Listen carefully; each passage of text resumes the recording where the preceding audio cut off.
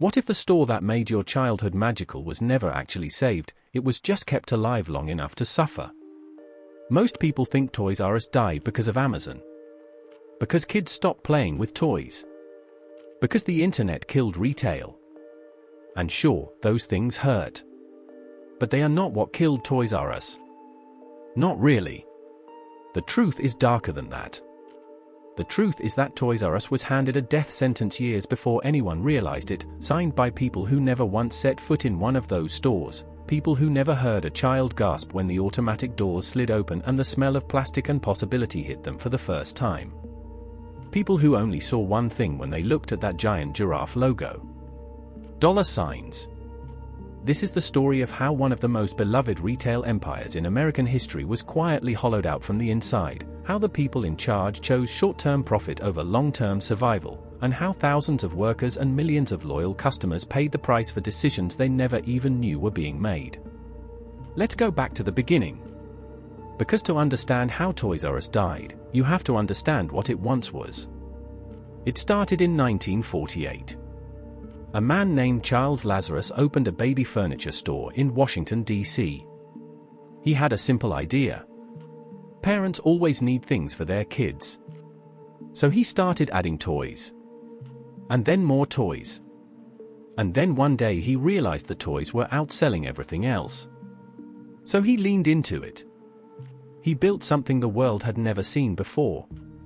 A store that was just for children. A place where the shelves went all the way to the ceiling and the aisles stretched on forever and there were thousands of toys in every direction you looked. By the 1970s and 1980s, Toys R Us was not just a store. It was a cultural institution. It was where kids dragged their parents every birthday, every Christmas, every time they wanted to feel the pure, overwhelming joy of possibility. At its peak, Toys R Us had over 1,500 stores worldwide. It was generating billions of dollars in revenue every single year. It was untouchable. And then the suits arrived. In 2005, a group of private equity firms, KKR, Bain Capital, and Vornado Realty Trust, bought Toys R Us in a leveraged buyout for $6.6 billion. Now, if you have never heard the term leveraged buyout before, let me explain it to you in a way that will make your stomach drop. A leveraged buyout means the buyers use borrowed money to purchase the company, and then they make the company itself responsible for paying back that debt. Read that again. They borrow billions of dollars. They buy your company. And then they hand your company the bill. So on the day the deal closed, Toys R Us instantly found itself carrying approximately $5 billion in debt. Debt it did not create. Debt it did not choose. Debt that had nothing to do with its operations or its performance or its future. The moment the ink dried, Toys R Us was no longer just a toy company. It was a toy company trying to run a race with a boulder chained to its ankle. And here is where the story gets truly sinister. Every year after that deal, Toys R Us was forced to spend somewhere between $400 and $500 million just on interest payments. Not paying down the debt. Not investing in the business. Not renovating stores or building an e-commerce platform or hiring better staff. Just interest. Just the cost of existing under the weight of what those private equity firms had done. To put that in perspective, Walmart and Target were each spending hundreds of millions of dollars every year improving their toy sections, lowering prices, and building out their online shopping experience. Amazon was growing at a terrifying pace. And Toys R Us was standing there watching all of it happen, unable to compete, unable to adapt, because the money that should have funded its future was disappearing every single quarter into the pockets of lenders. The executives inside Toys R Us knew this. They saw what was coming. In 2004, the year before the buyout, Toys R Us had actually made a deal with Amazon to be the exclusive toy seller on that platform. But Amazon started allowing third-party toy sellers anyway, and Toys R Us sued and got out of the deal. That was their opening. That was the moment they could have built their own digital future. But they didn't. Because they couldn't afford to. Every dollar that could have gone into building a competitive e-commerce operation was being swallowed by debt service. The company was essentially trying to win a Formula One race in a car that had its engine half removed. The stores started to show it.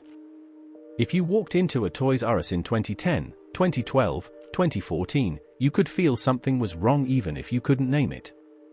The shelves weren't quite as full. The lighting felt dimmer. The staff seemed thinner on the ground.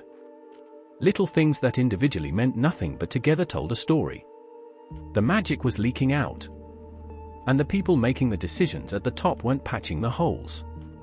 They were watching the numbers and trying to figure out how to make the quarterly reports look acceptable enough to keep the whole thing moving for another few months. Then came the holiday season of 2017. And everything collapsed at once. Toys R Us had already filed for Chapter 11 bankruptcy protection in September of that year, which at the time was supposed to be a reorganization, not a death. The plan was to restructure the debt, renegotiate with suppliers, and emerge leaner and more competitive. That was the story being told publicly. But behind closed doors, something else was happening. The bankruptcy filing itself spooked the toy manufacturers. Companies like Hasbro and Mattel, whose products filled those shelves, started to get nervous. They began pulling back on shipments and demanding better payment terms. And shoppers, hearing the word bankruptcy, started to stay away. The very act of trying to save Toys R Us was accelerating its destruction. By early 2018, it was over. In March of that year, Toys R Us announced it would be closing all of its United States stores. Over 700 locations. Gone. 30,000 employees lost their jobs. 30,000 people who had shown up every day, who had helped children find the perfect birthday present, who had stocked shelves and worn those name tags and been part of something that mattered to people, suddenly had nothing. And here is the part that should make you genuinely angry. When Toys R Us liquidated, the executives in charge received millions of dollars in retention bonuses. The people at the very top, the ones steering the ship as it sank, walked away with their pockets full. The workers got nothing. Some of them didn't even get their final paychecks without a fight. Charles Lazarus, the man who built Toys R Us from a single baby furniture store into a global empire, died just 12 days after the store closures were announced. He was 94 years old. People who knew him said he never recovered from the news. The thing he had spent his whole life building had been taken from him and turned into a financial instrument, and then discarded when it stopped being useful. The empty buildings sat there for months. In strip malls and shopping centers all across America, those giant empty storefronts with the faded giraffe signs became a kind of monument to what happens when financial engineering replaces genuine business strategy. Kids would walk past them with their parents and ask why they were closed. And the parents didn't really have a good answer, because the real answer is complicated and dark and doesn't make sense to a child who just wanted to go look at the Legos. There was a brief attempt at resurrection. In 2019, a new ownership group tried to bring Toys R Us back with smaller concept stores. A few locations opened. There was genuine excitement. But then the pandemic hit, and that effort was crushed before it could find its footing.